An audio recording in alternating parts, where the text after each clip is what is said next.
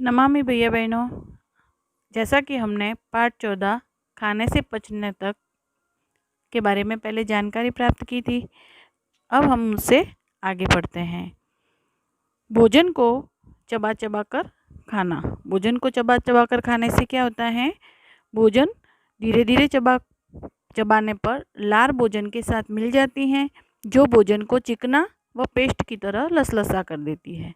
मुंह में बनने वाली ये लार भोजन में मौजूद स्टार्च को ग्लूकोज में बदल देती हैं। इसी ग्लूकोज से भोजन मीठा लगने लगता है और मुंह से भोजन पाचन शुरू हो जाता है। जैसे कि देखो, पाचन तंत्र दिखाई दे रहा है। मुंह से हम क्या करते हैं? भोजन करते हैं।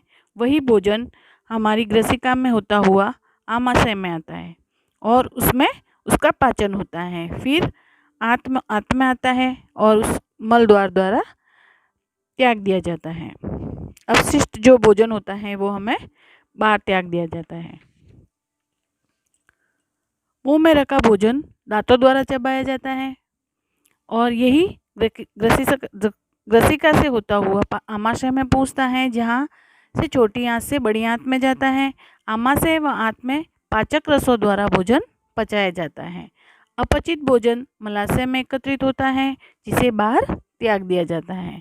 अब है पाचन तंत्र के प्रमुख अंग कौन कौन से हैं? जैसा कि हमने चित्र में देखा है, मुंह है, ग्रसिका है, आमाशय है, आंत है। ये हमारे पाचन तंत्र के प्रमुख अंग हैं। ग्लूकोज से तुरंत ऊर्जा।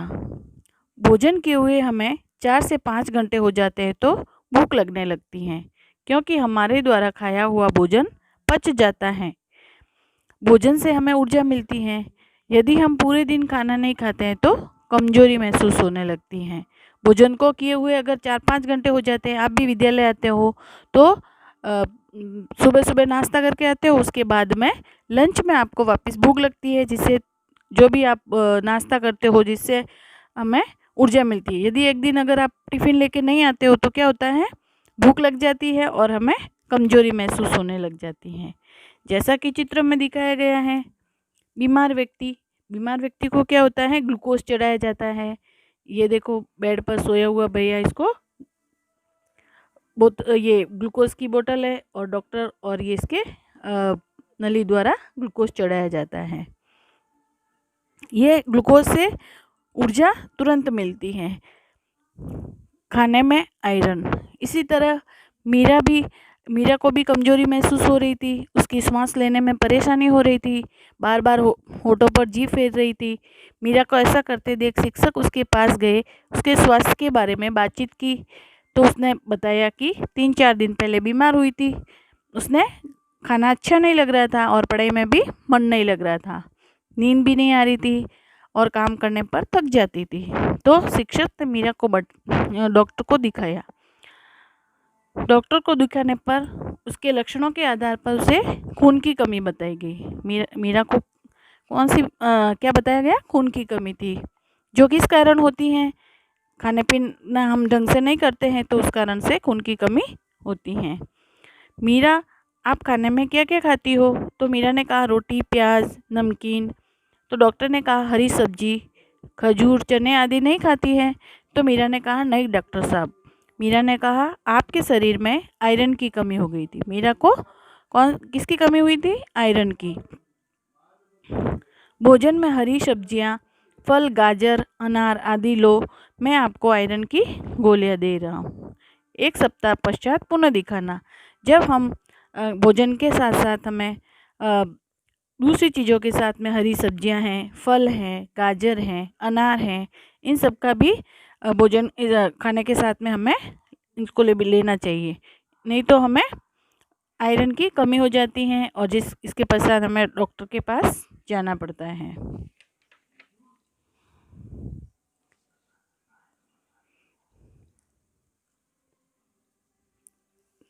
तो डॉक्टर ने शरीर में खून की कमी यानी एनीमिया हो गया है। इस आयरन की गोली को खाली पेट नहीं लेना चाहिए, इसे खाना खाने के आधे घंटे बाद लेना चाहिए।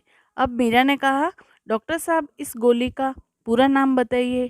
तो डॉक्टर ने बताया इसे आयरन फॉलिक एसिड IFA कहते हैं और आयरन की गोली का पूरा नाम क्या है? Iron folic acid. इसका शॉर्ट नाम है IFA। ये स्वास्थ्य के लिए महत्वपूर्ण है। ये हमारे शरीर में खून बनाने में मदद करती हैं। ये हमारे विद्यालय में भी दी जाती हैं। डॉक्टर साहब ने उसे कोलिक के साथ साथ अनाज हैं, दालें हैं, तिल है, हरी पत्तियाँ, सब्जियां हैं, अखरोट, बादाम, अमरूद, मौसमी, पिन खजूर, दाख, मछली, लीवर आदि में आयरन अधिक होता है। इसे अपने भोजन में शामिल करना चाहिए, जिससे आयरन की कमी दूर हो सकती है। इसके बाद ये गोली भी नहीं खानी पड़ेगी।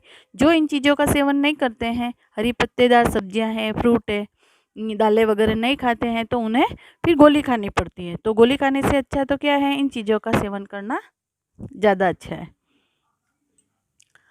अब हम इस चित्र में देख रहे हैं खाद्य पिरामिड। खाद्य पिरामिड में क्या है? घटती हुई मात्रा में ले, कम खाएं, सीमित खाएं, खूब खाएं एवं सर्वाधिक खाएं।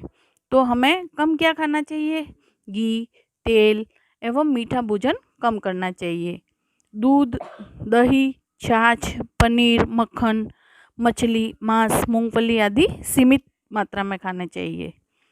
पालक, गोभी, टमाटर, गाजर, आलू आदि और सेब, केला, अंगूर, पपीता, नारंगी आदि खूब खाने चाहिए। ये हमारे स्वास्थ्य के लिए महत्वपूर्ण है। और सर्वाधिक खाए में आता है रोटी है, दालें हैं, चावल है, दलिया है, खीच, पोहा, सूजी आदि सर्वाधिक मात्रा में खाना चाहिए। इस पिरामिड द्वारा हमें हमारा भोजन कैसे करना चाहिए, इसकी जानकारी हमें इससे मिल रही है। अब आपको भी ये पिरामिड दिया हुआ है, खाली है, इसको आपको कॉपी में बनाना चाहिए और आगे चित्र में देखकर बढ़ना है। अब पहले में है कम मात्रा में क्या क्या चीज़ें खानी चाहिए, सीमित मात्रा में क्या खाना चाहिए, अधिक मात्रा में क्या लेना चाहिए और सर्वाधिक मात्रा में क्या लेना चाहिए। तो इसको हम पिरामिड में भर सकते हैं और आपको इस कॉपी में बनाकर भरना है। कृमि नियंत्रण। कृमि किसे कहते हैं? पेट में पनपने वाले कीड़ों को कृमि कहते हैं। छोटे बच्चों में खून की कमी हो जाती है। जो छोटे बच्चे होते हैं उनको खून की कमी होती है और उनका विकास भी कम हो जाता है। कृमि के अंडे मिट्टी में होते हैं, जो बिना धुले फल, सब्जी, अशुद्ध पानी, गंदे हाथ, बड़े नाखून व नंगे पैरों से हमारे शरीर में प्रवेश कर जाते हैं। छोटे बच्चे धूल मिट्टी से खेलते भी हैं और बिना ध्यान नहीं देते हैं तो बिना धुले फल वगैरह भी खा लेते हैं। इस हेतु राज्य सरकार द्वारा कृमि नियंत्रण कार्यक्रम चलाया जा रहा है। इसके अंतर्गत बच्चों को एल्बेंडाजोल गोली दी जाती है। कृमि के लिए कौन सी गोली दी जाती है? एल्बेंडाजोल, जो कृमि नियंत्रण में मदद मिलती है। अब नीचे दिए गए चित्रों में कृमि संक्रमण से बचाव के तरीके दिखाए गए हैं। ये देखो, साबुन से हमें बार बार हाथ धोने चाहिए, जिससे हमारे हाथ में जो गंदगी होती है निकल जाती है। तो इसके लिए हमें साबुन से हाथ धोने चाहिए।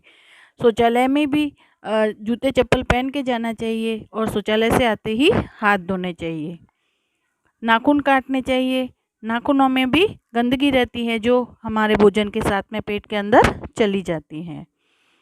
पानी है वो छान के पीना चाहिए और उसके ऊपर, मटकी के ऊपर ढक्कन लगाना चाहिए। तो इन सभी बातों का हमें विशेष तौर से ध्यान रखना चाहिए। आगे हमें इसके बारे में और चर्चा करते हैं। स्वच्छ शौचालय का प्रयोग करें। जूते चप्पल अवश्य पहने। शौच के बाद, खाने से पहले साबुन से अवश्य हाथ धोएं। साफ व शुद्ध पानी पिएं।